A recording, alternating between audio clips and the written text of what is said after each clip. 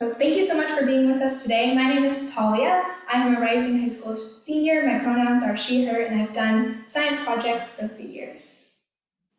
Hi, my name is Anne. I'm also a rising senior. My pronouns are she, her, and I've done science fair for 2 years. Great. So Andy, yep, you can go and Oh, okay, introduce got it. Same yourself. thing. Yeah. Okay, so my name is Andy Wu. I went to Lexington High School, graduated class of 2008, and I was in science fair for 1 year. That's Okay. awesome. Great to hear. So we know that you were on an MSEF participant at one point in 2007. So could you talk about what your MSEF project was to the best of your memory and what you learned from that experience? Yeah, so my science fair project was jointly with Frank Yen, who's now actually an investment executive in New York and went to Columbia University. And we studied the effect of various chemical solutions on like crystal growth. That's so interesting. Yeah. And sorry, I'm not, tell me what I should be speaking about. Admittedly, I don't remember the details of the project. Yeah, no Yeah. worries. Yeah, that's perfectly Yeah. fine. Yeah. And so, did that experience help you at all in your future in college or beyond Yeah. that? Yeah. So that particular experience was very important for the choices I would later make in my educational and professional career. So that project was part of my early interest in science and technology. And in addition, that project taught me a lot about the scientific method, developing hypotheses, analyzing data, and so forth.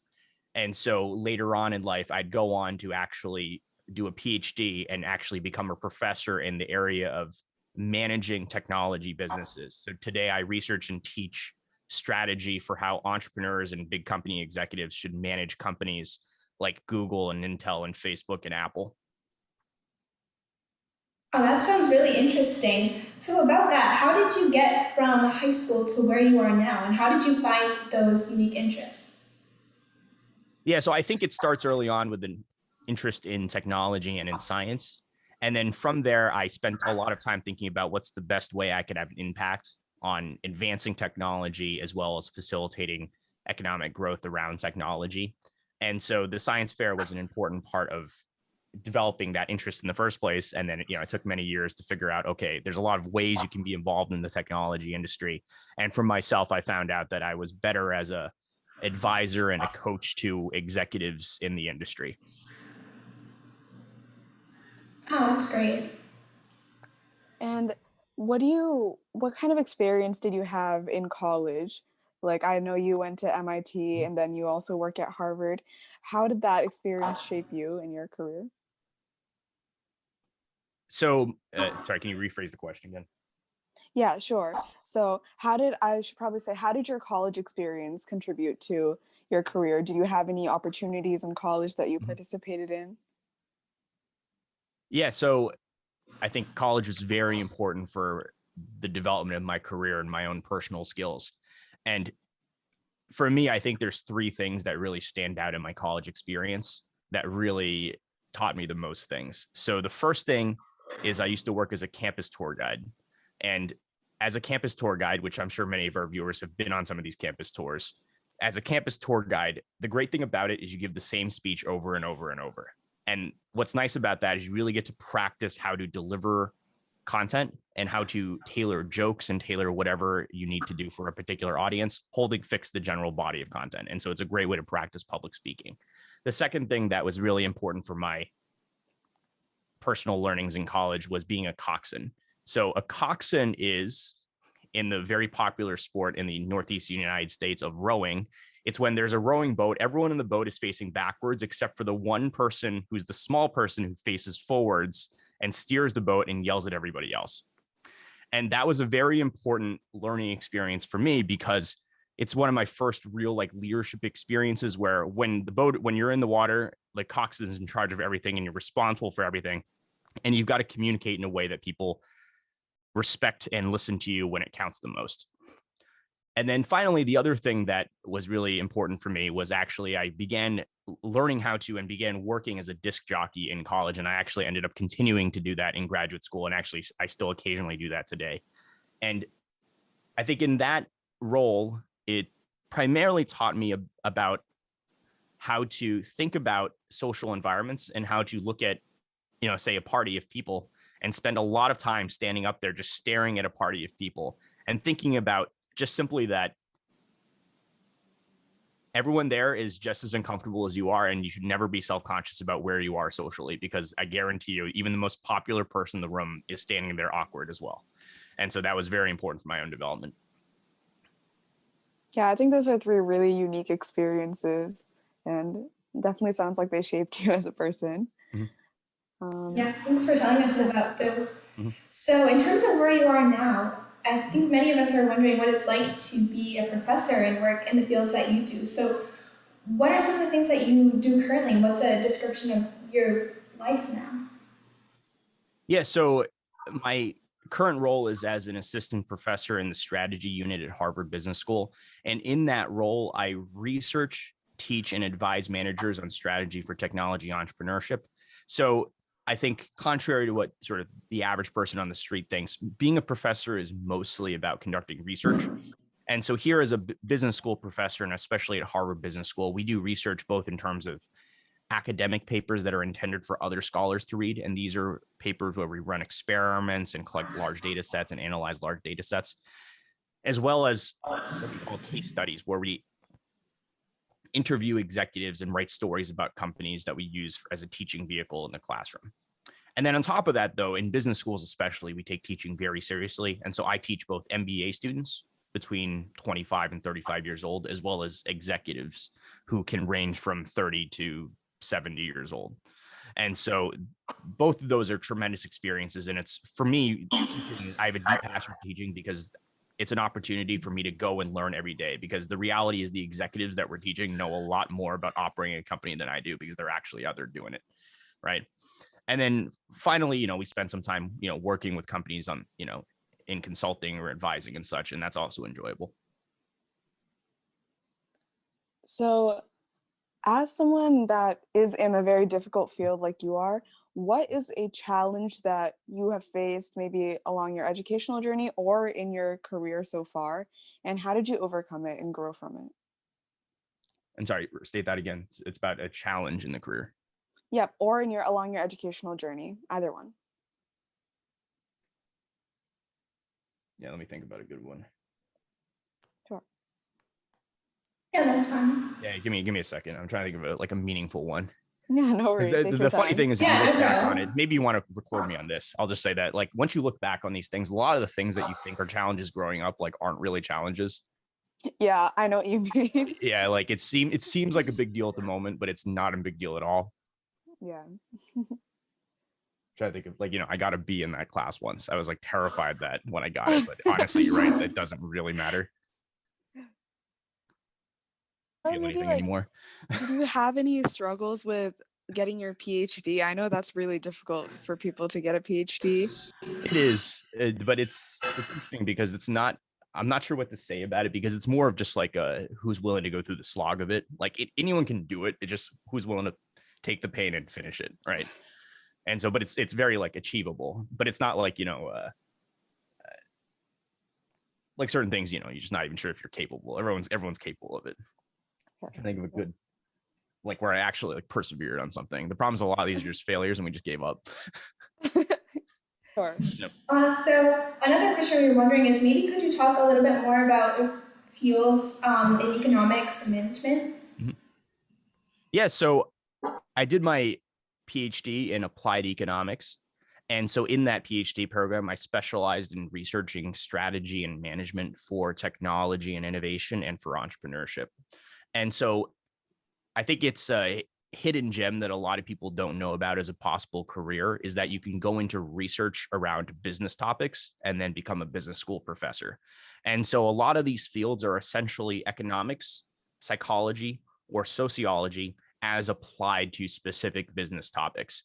And so what I do is I apply principles from economics towards understanding how firms compete, and especially how small firms that are in the business of technology should compete against larger firms. And so things like microeconomics principles, like, utility and competition and pricing, that all factors in. So was this an interest that you found after high school, or were you like preparing, or did you know that this is what you wanted to do in high school, and were you taking any classes that would prepare you for this field? So this is not a career I knew about or prepared for in high school. It took me a long time to realize that this is a career path that existed. And so it wasn't until after I'd left college that I realized that this was a possible career path. The part that's unusual that people don't know about is that most professors in business schools are not business people. In the same way that, like, in medical schools, like a huge amount of the faculty in the medical school, not the majority, but a lot of them actually are not practicing physicians. And same with law schools, like a lot of the law professors are not practicing attorneys. And so there's actually a unique paths to becoming a professor in each of these professional fields that differ by field. But in business schools, especially top business schools, the majority of the faculty are not business practitioners, and they're actually researchers. And so you need to go into a particular path of being trained in economics, psychology, or sociology, and then applying that towards researching business topics. That's so interesting. And what is your favorite thing about your career right now? My favorite thing about my career is the opportunity to teach and also to learn from what I consider to be the most important leaders of the next generation. And so the students that I get to teach are the kind of people that in the very near future will be like top private equity executives, top venture capitalists, like top CEOs, and some of them will even go on to run for public office. And this is an opportunity to provide them with a base set of knowledge for them to apply as they become managers. And in addition to sort of the general best practices of how they can lead successful businesses, we also want to leave them with aspirations. So for me in particular, what I try to impart is the importance of technology and the opportunity for them as leaders to advance the technology frontier. And beyond that, I think another important matter today is that we have an opportunity to mold leaders today into ethical leaders that are thinking about social responsibility and social justice, and providing them with a framework to think about those matters as they become leaders. Yeah, sounds like you have a really important role in shaping their lives. So We're just one that's really small step in awesome. the Yeah. process. Yeah. Like, what has been your favorite research project that you've worked on, or something you found most interesting? I'll tell you about a current research project we're working on. And so this one is particularly interesting today. So what we're trying to understand is how managers set timelines for projects, and in particular, why managers are so bad at setting timelines for projects. And so just as a baseline, so you guys might be familiar with the setting of Kickstarter. So it's people like design these products and you put some money and then a couple months later, in theory, you get a product, right? And so what it turns out is, by our estimate, something like 75 to 80% or more of the hardware projects on Kickstarter are delayed, in that whatever date they said they're going to deliver you the product by, they're going to miss 80% of the time. And here's the shocking thing that we found in our research project. We found that as entrepreneurs gain more experience across projects, meaning that they go on to their second project and their third project and their fourth project, every subsequent project, they're more likely to miss their timeline by an additional 6 weeks. So that means second project, they miss it by 6 more weeks. Third projects, they miss it by 12 more weeks, and so on and so forth. And so as they gain experience, they become worse at predicting their timelines. And so without getting into too much detail about it, sort of exactly the mechanisms for that, I think that this pattern here is not just a pattern about, these Kickstarter entrepreneurs. We see examples of entrepreneurs like Elon Musk at Tesla, who will publicly proclaim increasingly incorrect timelines all the time. And so what we're trying to do with this research is to put forth a framework to help managers think about setting timelines accurately. And so one of the things that we suggest is that instead of thinking linearly, so most managers have like a linear mindset about like, okay, if that things take this much time, then I'm extrapolating out linearly. What we managers need to do is they need to think non-linearly and think geometrically. And so it's not just that, like, if you add one more feature to a product, you add a fractional amount of time, you have to multiply it by that much more time. And it gets ever additionally complex as you add additional features to products. And so that's, that's one project we're working on right now that's particularly exciting. So we were doing this, like, we wanted to write this research project about the effect of agile management practices, things like stand-up meetings, on innovation teams, specifically software development teams. And so this is in collaboration with my doctoral student, Saurabh Ghosh. And he spent months working with Twitter on this project. And so what they wanted to do is Twitter wanted to partner with Harvard to run a hackathon where we would run an experiment where some people would do agile management and other people wouldn't. And then right until we were on the verge of doing it, then like Twitter like sells off its division that we were working with here in Boston and sells it off to Google. And so all the work that my doctoral student had been doing for months just got wiped out, and like we had to restart everything all over again. And then he had to put in another couple months and then replan everything with now the new Google division. And then eventually we persevered and it worked, and we ran the experiment and it turned out well. And we recently had the paper published in Organization Science, a journal. Nice. But so that's the kind of like challenges that we run into, but it sounds bad. I can tell you, this is not a personal story, but I'll tell you the all-time worst of all time. So I don't know if you guys remember Hurricane Sandy. It like flooded New York City. So at the time I was doing my PhD in Philadelphia, and we had some friends that were doing PhDs in New York. And so they were telling us about these PhDs in life sciences at NYU. And so what they did was they specialized in researching Alzheimer's disease. And so in order to research Alzheimer's disease, what the students did is they spent their whole PhD, like 4 years, breeding mice that had Alzheimer's. And this is like not a fast process because mice have to go through generations. And then what happened was, like, during Hurricane Sandy, the power went out and then the mice like drowned. And so they spent 4 years producing these mice and then wiped out. And so that's the all-time worst I've heard of. I'm not sure what happened to those kids. I think they just gave them a PhD. I think the faculty just felt sad. Okay, yeah. Like, I was gonna say, did they have it was to do it for objectively 4 more very, very years? sad. Yeah. It was objectively very sad. Yeah. Wow. Yeah, that is a challenge. That's a real challenge. That's a really bad one. Yeah. It's a real challenge. I'm not gonna pretend like my life is anything. It's difficult.